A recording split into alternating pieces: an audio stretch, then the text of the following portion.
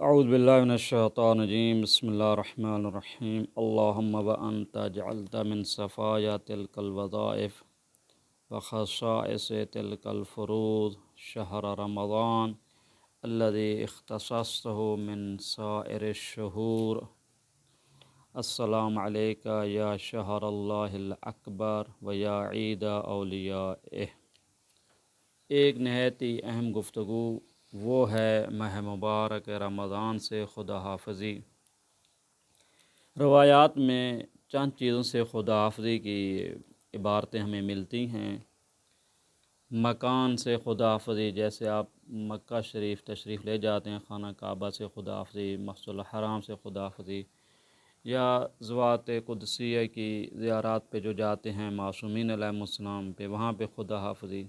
لیکن زمانے میں سے جو زمانہ ہے، زمان جیسے مختلف مہینے ہیں، ان میں سے فقط ایک ہی مہینہ ہے جس کی خدا حافظی کا ذکر ہماری روایات میں ملتا ہے۔ اور ماہ رمضان المبارک کی خدا حافظی ہمیں تین پاکیزہ ہستیوں سے ملتے ہیں۔ ایک ہے رسول اکرم صلی اللہ علیہ وآلہ وسلم سے خدا حافظی، وہ جابر بن عبداللہ انصاری سے روایت ہے، جو کہ پیغمبر اکرم صلی اللہ علیہ وآلہ وسلم سے وہ نقل کرتے ہیں کہ جب ماہ مبارک آخری جمعہ آیا تو رسول اکرم صلی اللہ علیہ وآلہ وسلم نے کہا اب یعنی خدا حافظی کا ٹائم ہے ماہ رمضان سے۔ تو وہاں پہ ایک تعبیر یہ تھی کہ اللہم لا تجعلہ آخر العہد من صیامنا ایاہ فإن جعلتہ فجعلنی مرحوما ولا تجعلنی محروما۔ یہ تعبیر ہے کہ ہمارے لیے اس ماہ رمضان المبارک کو زندگی کا آخری ماہ رمضان المبارک قرار نہ دے، اور اگر زندگی کا آخری ہے تو پروردگار ہمیں ان لوگوں میں سے قرار دے جو تیری رحمت میں شامل ہوئے ہیں، جنہیں تو نے اپنی رحمت میں شامل کیا، اور ہمیں ان لوگوں میں سے قرار نہ دے جو کہ تیری رحمت سے محروم ہوئے۔ اور اسی طریقے سے دوسرا جو وداع جو ہے خدا حافظی جو ہے وہ مولانا امام صادق سلام اللہ علیہ سے ہے، جس کو مرحوم کلینی نے اپنی کتاب الکافی، جو کہ چوتھی جلد یعنی پوری کافی بنے گی، اس میں کتاب الصیام میں چیپٹر ہے باب الدعاء فی العشر الاواخر میں شہر رمضان، وہاں پہ حدیث نمبر 6 ہے، وہاں پہ امام صادق علیہ السلام کے یہ خدا حافظی ملتی ہے۔ اسی طریقے سے یہ خدا حافظی جو ہے ملا یحضر الفقیہ مرحوم شیخ صدوق علی المقام کی کتاب ہے، اس میں ابواب الزکوٰۃ میں چیپٹر ہے باب وداع شہر رمضان، یہ ابو بصیر نقل کرتے ہیں امام صادق علیہ السلام سے۔ اس میں بھی یہی تعبیر ملتی ہے کہ پروردگار ہمارے لیے اس ماہ رمضان کو آخری ماہ رمضان قرار نہ دے۔ اور وہاں پہ ایک بڑی لطیف تعبیر ہے، اور بھی کافی سارے معارف تھے، توحید کے معارف تھے۔ ایک نقطہ یہ تھا کہ پروردگارہ ہم تیری حمد و ثنا کرتے ہیں اس بات پر کہ تو نے ہمیں ماہ رمضان کے روزہ رکھنے میں مدد کی، یعنی روزہ جو آپ رکھ رہے ہیں یہ خود پروردگار کی مدد، عنایت اور توفیق ہی کا نتیجہ ہے۔ تیسری جو خدا حافظی کی جو عبارت ہے اور سب سے تفصیلی طور پر ہے، وہ ہے صحیفہ سجادیہ میں امام زین العابدین سلام اللہ علیہ خدا حافظی کرتے ہیں، اور یہ جو دعا نمبر ہے 45 ہے، صحیفہ سجادیہ کی دعا نمبر 45۔ دیکھیں یہ خدا حافظی دو طریقے سے ہوتی ہے، ایک خدا حافظی ہوتی ہے خوشی کی خدا حافظی ہوتی ہے، یعنی آپ ایک جگہ رہ رہے تھے، کسی کے ساتھ رہ رہے تھے، وہاں سے آپ کا کوئی انس نہیں تھا، بڑی تنگی میں تھے، مشکل میں تھے، اب وہاں سے آپ جانا چاہتے ہیں، یہ خدا حافظی ایک یہ ہوتی ہے۔ ایک خدا حافظی وہاں پر ہے جہاں پر آپ جس کے پاس رہ رہے ہیں، جس جگہ پہ رہ رہے ہیں، آپ کا دل اس کے ساتھ لگا ہوا ہے، اس کے ساتھ مانوس ہو چکے ہیں، گھل مل چکے ہیں، وہاں پہ آپ استفادہ کر رہے ہیں، وہاں پہ جو برکات سے مستفید ہو رہے ہیں۔ اب ایسی جدائی جو ہوگی، یہ جدائی جو ہے اندوہ ہے، حزن و ملال کی ہے، دکھ بری ہے۔ ماہ مبارک رمضان کی خدا حافظی دوسری قسم کی ہے، یعنی ماہ رمضان میں وہ امام زین العابدین کی سلام اللہ علیہ کی تعلیمات اور اہل بیت علیہم تعلیمات میں کہ ماہ رمضان المبارک وہ عظیم دسترخوان ہے جس میں ہم پروردگار کے مہمان ہیں۔ اس دسترخوان سے ہمیں بہت زیادہ فیوزات اور نعمتیں مل رہی ہیں۔ آپ اندازہ لگائیں، یعنی اوسط اندازے میں اگر آپ اندازہ لگایا جائے تو ایک انسان جو ہے 24 گھنٹے میں 21,000 سے زیادہ مرتبہ سانس لیتا ہے، یہ اوسط تعداد ہے۔ تو حدیث میں کیا تھا، انفاسکم فیہا تسبیح، ماہ رمضان میں آپ کا سانس لینا بھی کیا تسبیح ہے، آپ کا سونا بھی کیا تھا، تسبیح تھا، عبادت تھا، یعنی پورے 24 گھنٹے جو ہے آپ پروردگار کی عبادت ہی میں مصروف ہیں۔ آپ کا ماہ رمضان المبارک میں پڑھی جانے والی قرآن کی ایک آیت ختم قرآن کا ثواب رکھتا ہے۔ مومن کو افطار کرنے کا ثواب کتنے غلاموں کو آزاد کرنے کا ثواب ہے۔ یعنی یہاں پر پورا دسترخوان الہی پہ جو ہم مہمان تھے، اس میں پورے 24 گھنٹے میں آپ کے تمام اوقات عبادت میں گزر رہے تھے۔ اب تو یہ بہت بڑا عظیم دسترخوان ہے۔ اب جب اس دسترخوان سے آپ کے خدا حافظی کا ٹائم ہو رہا ہے تو اس خدا حافظی یعنی اس دسترخوان سے جدا ہونا ہمارے لیے گران ہے، سخت ہے۔ اس لیے امام زین العابدین علیہ السلام نے ماہ رمضان کو ایک خداوند کریم کے ان وظائف میں سے قرار دیا، یعنی خداوند کریم کے ان واجبات میں سے جو کہ امت پر ہیں، جو کہ خاص قسم کے وظائف۔ دیکھیں تعبیر ہے صحیفہ سجادیہ کی دعا نمبر 45 میں، اللہم وانت جعلت من صفایہ تلک الوظائف، سب وظیفہ میں خاص امتیاز پایا جاتا ہے، ہر وظیفہ کی یہ خاص ایک اس میں پوائنٹ پایا جاتا ہے، لیکن پروردگار کے اے اللہ تو نے اپنے ان وظائف میں سے جو تیرے برگزیدہ ہیں، خصوصیات کے حامل ہیں، اس میں خاص امتیاز پایا جاتا ہے، اور تیرے ان فرائض میں سے جو خاص ہیں ان میں سے ایک کون سا خاص وظیفہ کون سا تھا، شہر رمضان۔ یہ وہ شہر رمضان تھا الذی اختصاص من سائر الشہور، پورے 12 مہینے میں سے اس کو خاص کو آپ نے چن لیا۔ اسی وجہ سے فقط اور فقط زمانے میں سے جس زمانے کو خدا حافظی کا ہماری روایات میں ذکر ملتا ہے وہ ہے ماہ مبارک رمضان۔ اس کے دن تمام دنوں سے افضل تھے، اس کی راتیں تمام راتوں سے افضل تھے، اس کے تمام اوقات جو ہے نا دوسرے جو ماہ رمضان اور مبارک کے علاوہ جو اوقات ہیں ان سے کیا تھے، افضل تھے۔ تو یہ زاویہ سوچ بتاتا ہے کہ ماہ رمضان کوئی معمولی چیز نہیں تھی۔ خود یہ خدا حافظی کی جو ادعیہ ہیں اور عبارتیں ہیں اور روایاتیں، ان سے پتہ چلتا ہے کہ ماہ رمضان کتنی عظمت اور برکت اور فضیلت کا مالک ہے۔ یہاں پہ دیکھیں امام زین العابدین علیہ السلام جو یہاں پہ فرماتے ہیں کہ ہم نے اس ماہ رمضان المبارک میں کتنی فیوضات ہمیں ملتے رہے۔ دیکھیں وقد اقام فینا هذا الشہر مقام حمد وصحبنا صحبت مبرور۔ خوب، جب آپ کو ماہ رمضان کی سعادت ملی تو اس میں آپ نے کس طریقے سے ٹائم گزارا، آپ نے کس طریقے سے استفادہ کیا۔ دیکھیں اگلی تعبیر واربحنا افضل ارباح العالمین، یہ کیا، یعنی آپ کی اس کے ساتھ جو ٹائم گزارنا بہت ہی اچھا گزرا ہمارا کس ٹائم، اس کے ساتھ یہ جب ہمارے درمیان آیا تو شرافت و منزلت ہمیں ملی، اس کے آنے سے ہمیں ہر قسم کا فائدہ ہی فائدہ ملتا رہا۔ اب اس کا ٹائم ہے، ہر مہینے کا ایک ٹائم ہوتا ہے، اس کے دن مخصوص ہوتے ہیں، یا 30 دن ہوں گے یا 29 دن ہوں گے۔ اب مولا فرماتے ثم قد فارقنا عند تمام وقت ہی وانقطاع مدت ہی وفاء عدد ہی، اب اس کا ٹائم آ چکا ہے، اس نے بھی ختم ہو جانا ہے، یعنی اس کا ٹائم اب ختم ہونے والا ہے۔ اب کیا کرنا ہے ہم خوشی ہیں اس کے چلے جانے پر۔ اب مولا فرماتے ہیں فَنَحْنُ مُوَدِّعُهُ وَدَاعَ مَنْ عَزَّ فِرَاقُهُ عَلَيْنَا، ہم اس کو اب خدا حافظی کرتے ہیں، لیکن کیسی خدا حافظی؟ ایسی خدا حافظی جس کا فراق ہم پر سخت ہو، جس کا فراق ہم پر گراں گزرتا ہو اور ہمارے لیے غم اندوہ کا مقام ہے، یہ وہ ہم سے جا رہا ہے۔ دیکھیں یہ تفکر اہل بیت علیہ السلام، یعنی ماہ رمضان المبارک ایک آپ کا ایسا مانند ایسے ہی ہے کہ آپ کا صمیمی اور گہرا دوست ہو جس کے ساتھ آپ مانوس ہو چکے ہوں، اب اس کی خدا حافظی کا ٹائم ہو، اب اس کو جانا ہے اپنے وطن میں، تو کتنا سخت ہوتا ہے۔ امام زین العابدین علیہ السلام بھی اسی انداز میں ماہ رمضان کو دیکھتے ہیں، کیا فرماتے ہیں کہ اس کا اب ٹائم ختم ہو رہا ہے، اب اس کو خدا حافظی کرتے ہیں، لیکن ایسی خدا حافظی جس طریقے سے آپ کا کوئی عزیز آپ سے جدا ہو رہا ہو۔ مولا فرماتے ہیں السلام علیکہ یا شہر اللہ الاکبر، خدا حافظ اے اللہ کا مہینہ، اور کون سا مہینہ؟ شہر اللہ الاکبر ہے، ویا عید اولیاء، اے اولیاء کی عید، یعنی ماہ رمضان کن کی عید تھا؟ اولیاء خدا کی۔ ہمارا آپ پارو سلام ہو، یہ سلام کیا؟ خدا حافظی والا سلام ہے۔ السلام علیکہ یا اکرم مصحوب من الاوقات، ہمارا سلام ہو اس پر جس کی صحبت، جس کے ساتھ جو آپ نے ٹائم گزارا بہت ہی کریم انداز میں گزارا۔ ویا خیر شہر فی الایام والساعات، اب یہ کیسا ٹائم تھا؟ بہترین ٹائم تھا زندگی کا، بہت ہی بہترین ٹائم تھا۔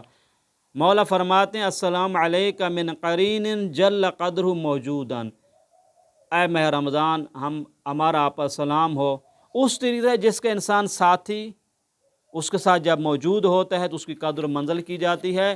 وَأَفْجَعَ فَقْدُهُ مَفْقُودًا، اور جس کے جانے سے انسان نالاں ہو جاتا ہے، پریشان ہو جاتا ہے۔ السلام علیکم من مجاور رقت فیہ القلوب، ہمارا سلام ہو آپ پر اے ماہ رمضان مبارک، یعنی آپ کے جوار سے دل نرم ہو چکے تھے، رقیق ہو چکے تھے۔ وقلت فیہ الذنوب، اور اس میں گناہ کیا کم ہو گئے تھے۔ السلام علیکہ من ناصر اعان علی الشیطان، ہمارا سلام ہو اے ماہ مبارک رمضان، آپ وہ مددگار تھے جس نے ہماری مدد کی ہے شیطان پر غلبہ پانے کی۔ السلام علیکہ ما اکثر عتقاء اللہ فیکا، ہمارا سلام اے ماہ رمضان مبارک، اس دن میں کتنی ہی لوگ جو ہے جہنم کی آگ سے آزاد ہو چکے۔ السلام علیکم ما کان امحاک للذنوب، سلام و اے ماہ رمضان المبارک کہ تیرے آنے سے کتنی گناہوں کو صاف کر دیا گیا۔ السلام علیکم ما کان اطولک علی المجرمین، ہمارا سلام آپ پر تو کتنی مہربان تھا مجرمین پہ۔ دیکھیں اطولکا کا جو آپ یہاں پہ جو معنی ہے دو دقت کرنا، طول سے اگر ہو، طول سے ہو تو مہربان کا معنی میں دیکھیں۔ یہ جو ماہ رمضان مبارک ہے سب کے لیے عظیم نعمت تھا، سب کے لیے عظیم نعمت تھا، یعنی تیرے احسانات جو ہیں مجرمین پر بھی تھے۔ وَأَحْيَبَكَ فِي صُدُورِ الْمُؤْمِنِينَ، اور مومنین کے دلوں میں ایک رعب و دبدبہ تھا۔ السلام علیکہ غیر کریہ المصاحبہ، سلام و ہمارا آپ پر کہ آپ کی صحبت اور آپ کی دوستی جو ہے ہمارے لیے ناگوار نہیں تھی۔ السلام علیکہ غیر مودع برما ولا متروک صیامہ سعما، دیکھیں ہمارا آپ پر سلام ہو ایسا سلام، یعنی ایسی خدا حافظی جو دل تنگی سے نہیں ہے۔ دیکھیں اس لیے ایسے نہیں کہ ہم آپ سے تنگ آ چکے ہیں، نہیں۔ اور یہ جو آپ کو ہم جو روزہ کر رہے ہیں، روزے کو ہم تارک کر رہے ہیں، نہیں اس وجہ سے تارک روزہ کر رہے ہیں چونکہ اب ہم تنگ آ چکے ہیں، تھک چکے ہیں، نہیں، ایک ٹائم تھا وہ ختم ہو رہا ہے۔ دیکھیں یہ ساری تعبیریں کیا بتاتی ہیں؟ امام زین العابدین علیہ السلام کی تعلیمات میں اور اہل بیت علیہ السلام کی تعلیمات میں یہ جو ٹائم تھا بہت ہی قیمتی ٹائم تھا۔ اگلی چاند عبارتیں پڑھ لیں، دیکھیں اب مولا کیا فرماتے ہیں خدا کی بارگاہ میں۔ اب یہ خدا حافظی ہے، خدا حافظی کا مطلب ہے کہ پھر ہمیں ماہ رمضان نہ ملے۔ مولا کیا فرماتے ہیں؟ دیکھیں مختلف اگلی تعبیرات ہیں۔ مولا فرماتے ہیں وَابْلُغْ بِأَعْمَارِنَا مَا بَيْنَ أَيْدِينَا مِنْ شَهْرِ رَمَضَانَ الْمُقْبِلِ، یعنی آئندہ سال تک یہ سلسلہ جاری رہے، یہ نہیں کہ یہاں پہ کٹ اپ ہو جائے، نہیں۔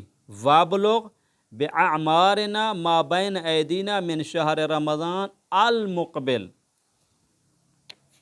اب آئندہ یعنی ہماری اس عمر کو اگلے سال تک بھی پہنچا دیں، اگلے سال جو ماہ رمضان المبارک ہوگا وہاں تک بھی پہنچا دے۔ اب یہاں پہ دیکھیں امام فرماتے ہیں اللہم اصلحنا بانسلاخ هذا الشہر من خطایانا، اے اللہ اس ماہ رمضان کے ختم ہو جانے کے ساتھ ہماری لغزشوں کو بھی ختم کر دے۔ پھر ایک جو بڑی پیاری تعبیر ہے، دیکھیں دقت کیجیے گا، امام کیا فرماتے ہیں؟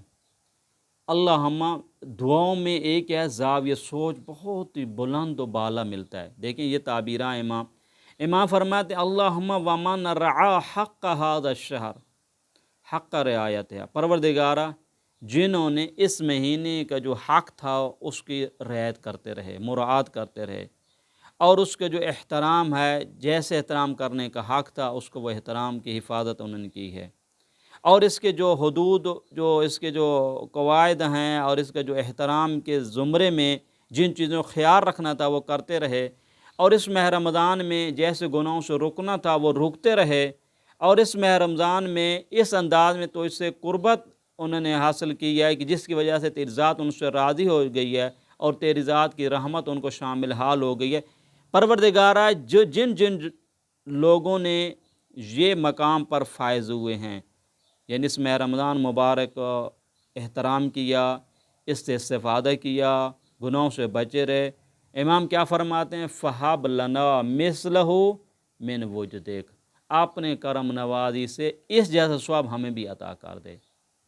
جن لوگوں نے اس ماہ رمضان المبارک سے جو فیوزات حاصل کی ہیں، اس کے ماہ رمضان کا جو حقوق ادا کی ہیں، اس جیسا ہمیں بھی عطا کر دے۔ پھر فرماتے ہیں وَآتِنَا اضعاف من فضلک، اے اللہ اپنے فضل و کرم سے اس سے بھی زیادہ مجھے عطا کر دے۔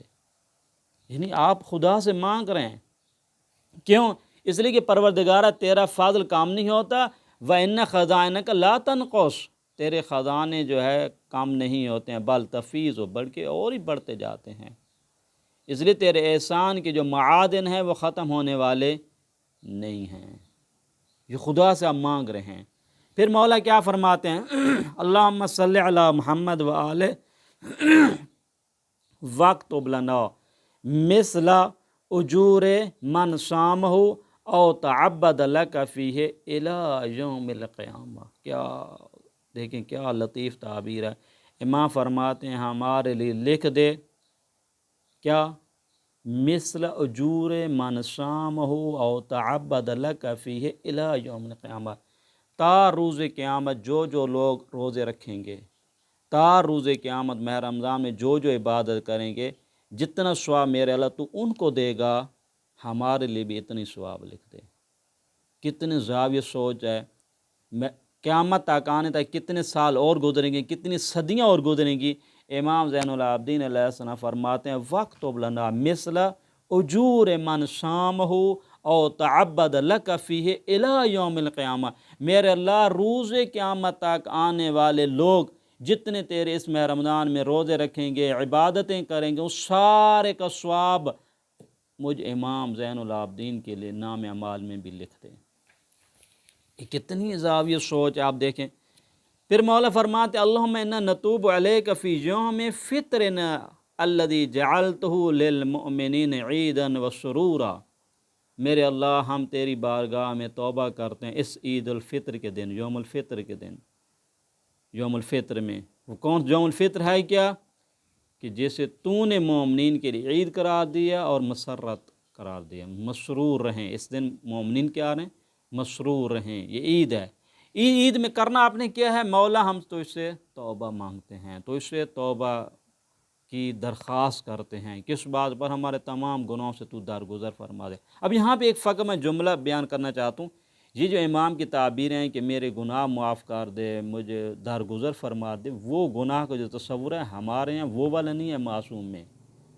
ان کا زاویہ سوچ اتنا بلند و بالا ہے، وہ چیز جسے ہم گناہ سمجھتے ہی نہیں ہیں وہ معصوم کی نگاہ میں گناہ ہوتا ہے۔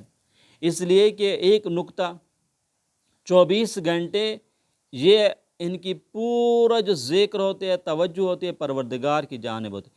ایک لحظے کے لیے توجہ کا ہٹ جانا کس طرح سے؟ مثلا کھانا پینا بشریت کا تقاضا ہے، خداوند کریم کے وہ حکم سے کھاؤ پیو، کلو واشربو، لیکن اس کے باوجود بھی یہ اس چاند ایک مختصر سے لحظے کے لیے توجہ کے ہٹ جانے کو بھی اپنے لیے گناہ سمجھتے ہیں۔